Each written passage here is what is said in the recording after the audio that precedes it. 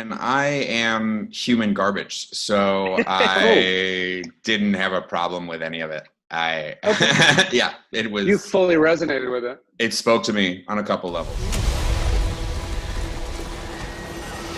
Ready? Aim. No!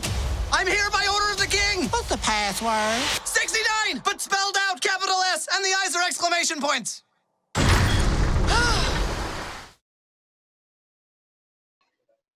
Hey, I'm Jim Alexander with Real Talker, talking to Tony Hale and Adam Paley. Guys, what's going on? What are you up to today? Nothing. Adam, you're growing out a beard. I can see this is your quarantine beard. Yeah, this is my quarantine beard. Thank you for noticing. It's a wig. Well, we're both at Adam is in upstate New York, right? Yep. And I'm in Alabama. We're both visiting family. Oh, me too. I'm in Chicago, so. There you go. Where in Chicago? Just downtown. Really? Oh, Yep. Awesome. Yeah, my sister's place, overlooking a cool lakefront out the window. So Oh, Wow, my! that's What a gorgeous. nice place. Wow. Yeah, it's right. It's in John Hancock Tower. Oh, wow, yeah. Oh, I grew up in gracious. Skokie. Oh, Yeah. I'm from Des Plaines, Adam. So, Oh, nice. Nearby, I'm always in Skokie. My Very buddy's nice. a Skokie cop now, so perfect. Well, Aw. all right. Wanted to jump in. We could talk for hours, probably. What was the initial reaction you guys had when you saw this script? You saw a clip or got the pitch about this show? Tell me, because it's probably polarizing in a sense. But what was your first things that crossed through your minds individually? I'm a Robot Chicken fan, so I was the fact that Seth Green was behind it and everybody there. I was interested that way, and then I was excited to do stop motion like that. So I was kind of all in. I was ready to do something like this. Yeah, and it's also like both of us are a very small part of this entire pie, because like the work that they put into the show, the meticulous work and the detail is pretty crazy. So I feel fortunate that they asked us, but they've been working 2 years almost on this thing, and each second is filmed. I mean, it's a tremendous amount of work.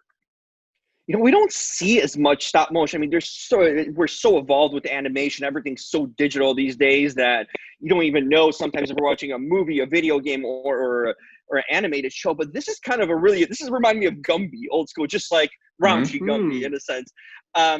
But this is old school approach in a lot of ways, and this is a lot of work that goes into stop animation. What did you guys kind of feel about that old school approach? Did it bring up some memories of the past, or kind of growing up, maybe in a sense, some things you guys watched?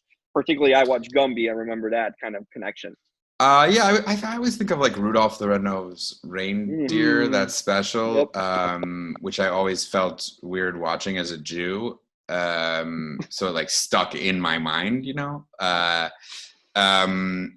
I'm trying to think what else. Oh, and then The Nightmare Before Christmas, I think. Like my son is really into that movie now, and I've watched that recently, and I really like the way those characters move.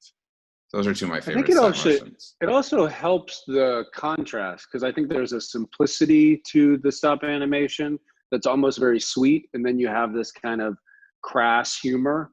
So it kind of provides a tension that is really fun to watch. Personally, did you guys enjoy the raunchiness, the humor, the violence, the sex? Was there a part of you that kind of gets a chuckle out of it? Or because, certainly maybe some people might have been offended, but you got to know what you're going here in this territory. How did you take in the whole aura of what the show is, really?